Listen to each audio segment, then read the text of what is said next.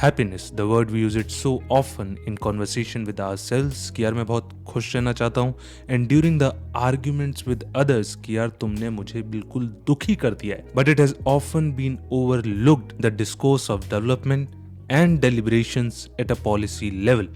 In this video, we'll dissect the word happiness objectively, role of the state, and how we can be a little more happy in this Kali Yuga. It becomes necessary to do so, especially when India in the World Happiness Report released by UN Sustainable Development Solutions Network ranks at 126 out of 143. So, what is happiness? Well, इसकी कोई universal definition तो नहीं है जो मैं आपको बता सकता हूँ. However, आनंद और pure bliss is an idea which is rooted in the Indian culture. आपने कई बार शब्द सुने होंगे सत्य, चित्त, आनंद. सत्य मतलब की एग्जिस्टेंस, चित्त मतलब की consciousness and ananda it means कि आत्मा का ट्रू नेचर है. It is no beginning and no end. It is conscious and in its cleaned state experiences bliss. I said cleaned because due to ignorance we forget its true nature, and the whole point while striving for moksha is basically removing that ignorance. Bliss and happiness although can be put under one family, मगर degree का फर्क है. अगर आप happiness को भी further divide करोगे तो there is one instant gratification and one is lasting happiness. Instant gratification जैसे कि you satisfied your sexual urges, आप थोड़े समय के लिए खुश हो गए, या फिर you had your favourite dish. And lasting happiness is that which is more enduring, which requires patience, which requires goal setting and achieving it. If you notice, this is like a ladder. In the initial phase of our life, हम लोग अपने सारे senses को satisfy करने में लगे रहते हैं.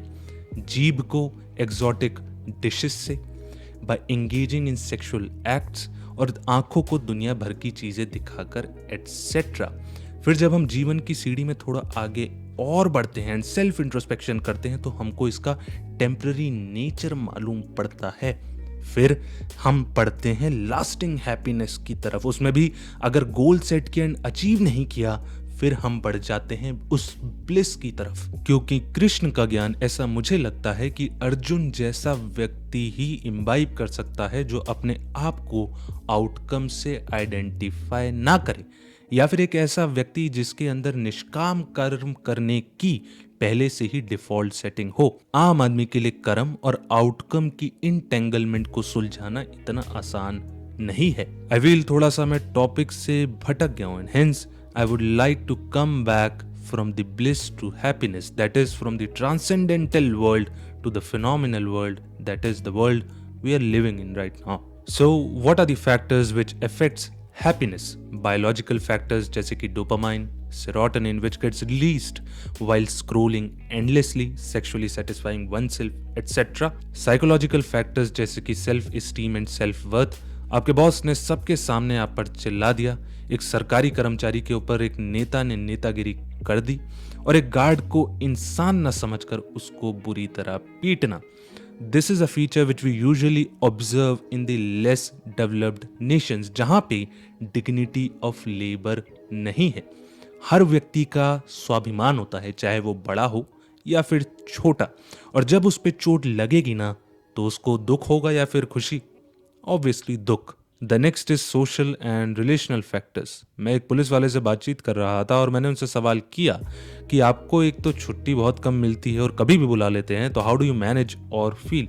उन्होंने कहा कि ये पुलिस वालों के लिए ज़्यादा दिक्कत नहीं रहती है, फैमिली इश्यूज की वजह से वो लोग ज़्यादा परेशान रहते हैं. कुछ लोग वर्क एनवायरनमेंट से खुश नहीं रहते हैं, जैसे कि वर्क एनवायरनमेंट टॉक्सिक हो, या फिर उनको उनकी क्षमता से नीचे काम करना पड़ रहा है, which causes unsatisfaction and that leads to unhappiness. आप एक ग्रेजुएट व्यक्ति को बोलो जिसने एक कॉलेज में 4 साल बिताए हैं, वहाँ पे पैसा दिया है, मेहनत करी है, और फिर आप उसको बोलो कि पकौड़े तल, तो आपको उसके चेहरे और जीवन में खुशियों का नामो निशान नहीं दिखेगा. अगर आपके ग्रामीण जिंदगी से थोड़े भी ताल्लुकात रहे हैं तो आपने लाइंस जरूर सुनी होगी कि पहला सुख निरोगी काया, which means कि physical health has a direct impact on the happiness of an individual. And the reason why there is an upsurge in more and more people opting for yoga is just that to manage that stress, to be a little more happy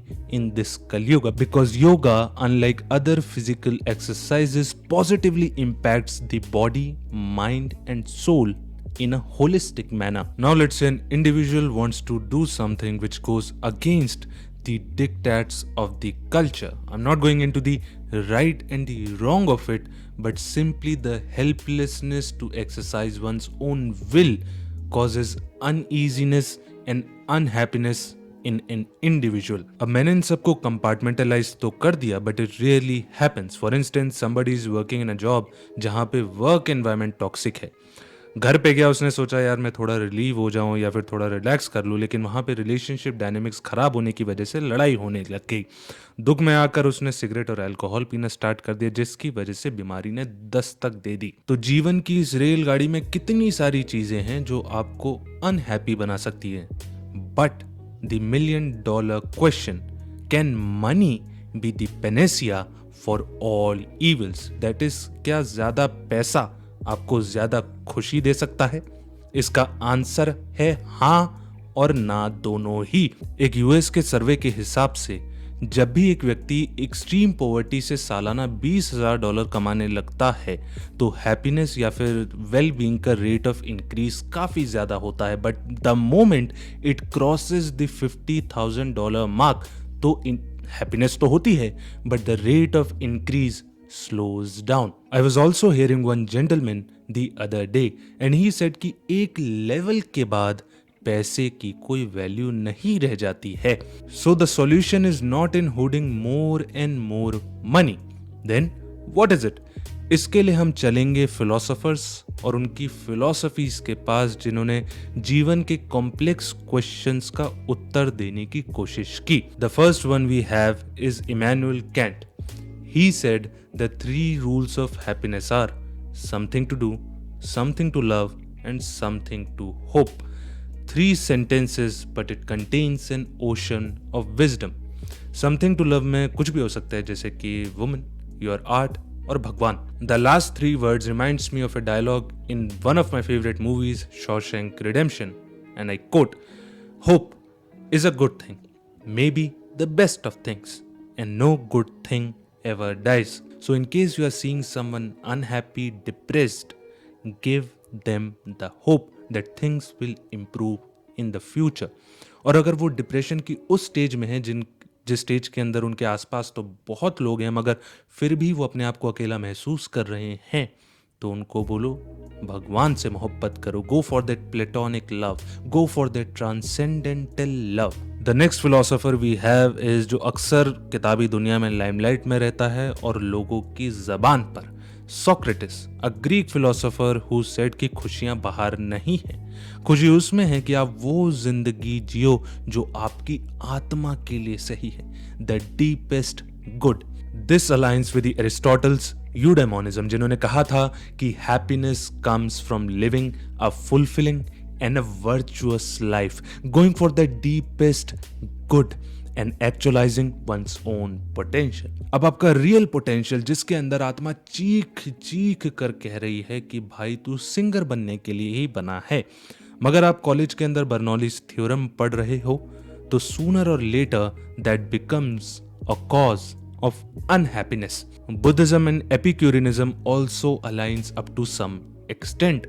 Buddhism के हिसाब से जीवन में desires खत्म कर दो दुख खत्म करने के लिए, और एपिक्यूरियनिज्म के हिसाब से जीवन में जितना बेयर नेसेसिटी है, यानी कि जिसके बिना जीवन में काम ही न चल सके, उतना ही रखो, to be more content and happy. आपने कई बार जीवन में ऐसे लोग देखे होंगे जो आर्थिक रूप से तो मालामाल नहीं होते, मगर एक सेठ जिसकी तिजोरी में अब पैसे रखने की जगह ही नहीं बची है, उससे ज्यादा खुश रहते हैं. अगर हम नीचे की बात करें तो ही सेड कि happiness is an illusion and individuals must create their own subjective meaning to find that happiness.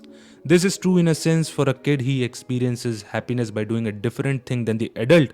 But in my opinion, it also legitimizes the evil. For example, sadists who derives pleasure in the suffering of others. If I try to do comparative analysis between the Western conception of happiness vis-a-vis Indian perspective on happiness, they do align sometimes, जैसे कि bear necessity जितना सामान रखो, खुशियां बाहर नहीं है, et cetera et cetera. But Indian perspective goes beyond the happiness to bliss which is more permanent but not easy to achieve. और ये बोलना कि हैप्पीनेस का सिर्फ एक इंडिविजुअल पे ही पॉजिटिव इम्पैक्ट होता है, ये बोलना थोड़ा नैरो होगा। सोसाइटल लेवल पे सोशल कोहेजन बढ़ता है, क्राइम रेट कम होता है। नेशनल लेवल पे ये देखा गया है कि देश जिन्होंने ग्रॉस नेशनल हैप्पीनेस की स्कीम्स को डेवलपमेंटल प्लान्स के साथ इंटीग्रेट किया है, उनकी इकोनॉमिक परफॉर्मेंस में थोड़ा बूस्ट आया है। ग्लोबल लेवल पे ग्लोबल पीस इंडेक्स के अनुसार वो देश जहां के लोग ज्यादा खुश हैं, हैप्पी हैं, जैसे कि Finland, they tend to cooperate more on pressing issues like climate change and fostering peace et cetera. So happiness as said above can be cultivated by living a virtuous and an ethical life। क्योंकि अगर आप अपनी conscience के विपरीत जाओगे तो guilt आता है और गिल्ट से दुख आता है। If you are a human, values like living with integrity, compassion for others which gives meaning and purpose to life, which induces happiness in an individual, living an authentic life, क्योंकि आजकल कई लोग दुनिया के सामने एक नकाब पहन के रखते हैं। वो सामने सामने तो बहुत खुश होते हैं, मुस्कुराते हैं, बहुत कुछ चल रहा होता है, मगर अंदर ही अंदर वो घुट रहे होते हैं because they are not able to express their own self, their own identity. And suppression, be it of your sexual desires, your identity, or any desire for that matter, springs up with much greater force. It has to be tackled through the force of reasoning or transformation. But working on self doesn't always produces happiness in an individual or society at large. It also depends on values like fairness and justice in the system. अब आप एक गरीब व्यक्ति हो, for example rickshaw चलाते हो, और आप गए पुलिस स्टेशन में FIR लिखवाने के लिए एक नेता के खिलाफ, और FIR लिखने की जगह आपको मारकर और धमकाकर वापस भेज दिया जाए, तो it causes unhappiness, discontent and distrust for the system. मेरा नजरिया ये है कि खुशी अगर ज्यादा पैसों से मिलती तो साधु और सूफी सेंट्स बहुत ही ज्यादा डिप्रेस्ड होते, मगर ऐसा नहीं है। वो लोग हद अमीर लोगों से भी ज्यादा खुश हैं। खुशी पॉलिटिकल पावर में तो मिलती है, मगर क्या वो एवर लास्टिंग है? आज सत्ता है, कल नहीं है, और जब कल सत्ता नहीं है तो किसी ने रिवेंज के चक्कर में जेल में डाल दिया। तो खुशी सेक्सुअल यूनियन में तो होती है, मगर वो खुशी के पल कुछ ही क्षण के होते हैं। That is these are all fleeting desires with temporary nature. अब व्यक्तियों पे डिपेंड करता है कि वो अगर इस सुख और दुख की साइकिल से ठीक है, उनको कोई फर्क नहीं पड़ता, तो बढ़ते जाएं। मगर कुछ लोग ऐसे होते हैं जो इस साइकिल से बाहर निकलना चाहते हैं। They want that constant state of happiness and therefore they go for that आनंद और प्योर ब्लिस। और मेरे लिए हैप्पीनेस पे बोलना आसान है, मगर कितने सारे लोग जो अपनी बेयर नेसेसिटीज भी मीट नहीं कर पा रहे हैं, जातियों के नाम पर जिनका शोषण हो रहा है, और ऐसी बीमारी में फंसे हैं जिसका ना ही इलाज है, और अगर इलाज है तो उसके लिए पैसा नहीं है, तो मैं उनसे खुशियों की किस मुंह से बात करूं? इसलिए दुनिया भर के देशों की जिम्मेवारी बनती है, ना कि प्राइवेट सेक्टर की, कि अपनी जनता की खुशियों का ध्यान रखे। खुशियां अगर खो गई हैं तो उनको लौटाने का प्रयास करे, तभी असल मायने में डेवलपमेंट होगा और समाज शांतिपूर्ण तरीके से आगे बढ़ सकेगा। सिर्फ 5 किलो अनाज या 10 किलो अनाज से परिवार खुश नहीं होगा। जब तक उनकी एस्पिरेशंस अचीवमेंट में नहीं बदल जाती, तब तक मायूसी का भाव उनके चेहरे पर और हृदय में झलकता रहेगा। So that's it with this video. Take care of yourself, your family, keep smiling, have a good, loving and a peaceful day.